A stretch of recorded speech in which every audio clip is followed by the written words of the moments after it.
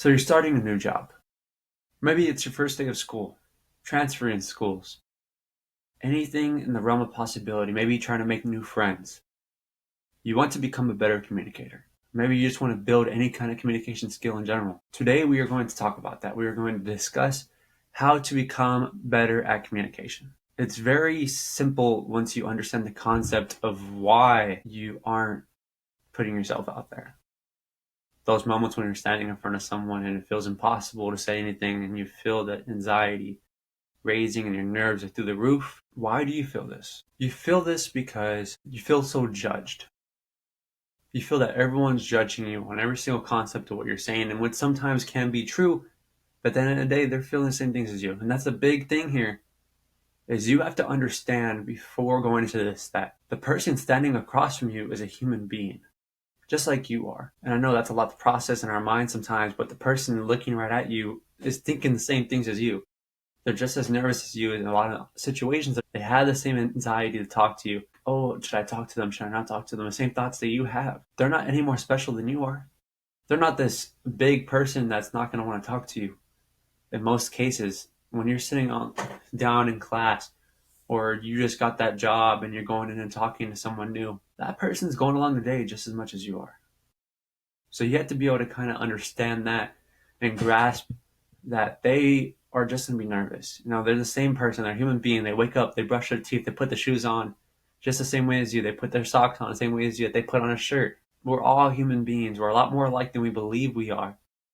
But we try to just isolate ourselves. And that's not a good thing. We want to live our life through isolation because we're too scared to reach out and meet new people. But that's how you build sadness. That's how you build depression. All these things come together because human beings are meant to communicate. We're meant to have these things with each other, these connections with each other. That's how we build happiness. That's what we are. Like they say, for example, penguins. We are kind of like penguins in a way because they're massive on communication. They love having people around. That's how we are. We may not realize it. We may not feel that way. A lot of times you just want to lay down and be by yourself all day. But in reality, we need people in our lives. We need to talk to people. We need to have those interactions with each other. It's so ideal. And I'm going to tell you exactly how to really understand yourself more. Step one is you have to believe what you're saying. You have to have some kind of confidence in yourself. You have to believe in yourself. And I know a lot of people say that you have to believe in yourself, but that is such a true statement. No matter what you're doing, you have to believe what you're doing. You got to believe that you know how to do it. You can't just go talking nonsense to people. You have to have something that you're saying has to have some kind of meaning behind it. And I know sometimes when we're really nervous, we could start gibbering off. We could start rambling, yapping off. And we say some ridiculous things sometimes and we embarrass ourselves. And that's when you kind of have to slow down your mind, take some deep breaths, and just say what you know. Or if you have any questions, ask some questions. All right? But don't go into something and just start rambling off because of your nerves. You always want to slow down your body. You want to slow down your mind. You may not think you have control over your mind, but you have a lot more control than you think. Remember, at the end of the day, it's your body. You have full control over everything. You just have to make sure that you remember that and you believe in that. Take some deep breaths, slow down, and start talking. Now, how's your day? How is everything going? Maybe you're at work. How long have you worked here for? Talk about some of your experience in the past, or maybe this is your first job. Mention that a little bit. Talk about it. Maybe you're in school still. Those kind of things. Start a conversation. Because what I like to say to a lot of people, it gets easier when you're doing it. The hardest part, the biggest part for your nerves is before you start doing it.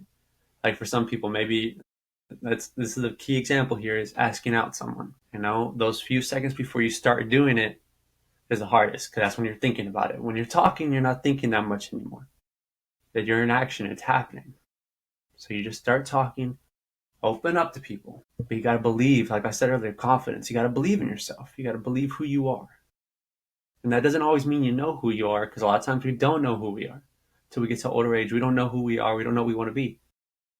That's when we just go with our growth. All right? You always got to try your best. You're not always your best. You're not always at your best every single moment of the day. But at least try to be.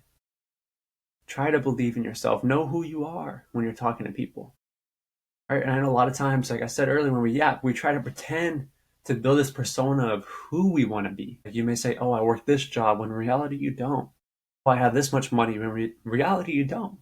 We're trying to impress people. Don't try to impress people. Don't try to live your life like that. Be able to speak for who you are. Realize that the person across from you is a human being. Because a lot of times we don't act like that.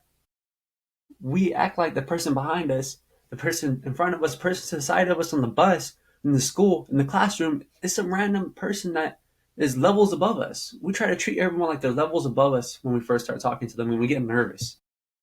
We build these nerves, all right? But at the end of the day, it's a human being. Like I've said multiple times in this video, because I want you to really understand that we are all just human beings going along with our day. No matter who does what or is doing what.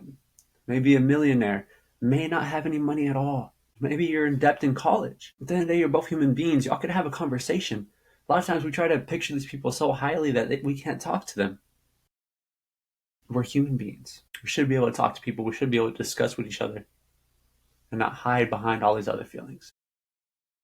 We all have things to relate to. We all have daily tasks to relate to. Oh, I had to go to the store after work today. I had to go get this. I had to go get that. Then you start a conversation with them. Oh, I could go get this. I could go get that. Because a lot of times we also may get nervous and just think about, oh, I don't relate to them. I don't relate to this. I can't talk to this person about this. Yes, you can. There's a lot of things we can talk about. Oh, my dog did this yesterday. It may seem kind of cheesy, but maybe they have a dog. Maybe they love dogs. There's a conversation right there. Because while you're trying to open up yourself, you're trying to open them up as well. Remember, like I said earlier, my point, they have the same thoughts as you. If someone came and started talking to you first, would you be nervous? A little bit. So you want to make them comfortable. You don't want to talk to someone just about something strict. You know, you want to have a little open conversation to where they could feel kind of relaxed to join in. Don't try to talk about something that's so complex at first. Because then they're going to feel like, oh, I don't know what you're talking about. I'm kind of I don't want to ease in here because I don't want to be embarrassed to not know. You want to talk about something they can relate to. That's a big thing. You want to make people feel comfortable before you start building to a more complex conversation. Because not everyone's ready for a complex conversation. And I feel like a lot of times we think that they are. Especially like me. For example, myself, I'm a very outgoing person. I love talking to people, but sometimes I could take it away a little bit and I could kind of raise the conversation to a complex level and they're not comfortable yet. You know, maybe it's someone I just met and we're just talking about something and I bring it to this level and in their mind and their nervousness and everything, they're still right here. So how's that conversation going to happen if I'm up here and you're right here? You know, you're going to try to fully get away from that conversation instead of meeting me there.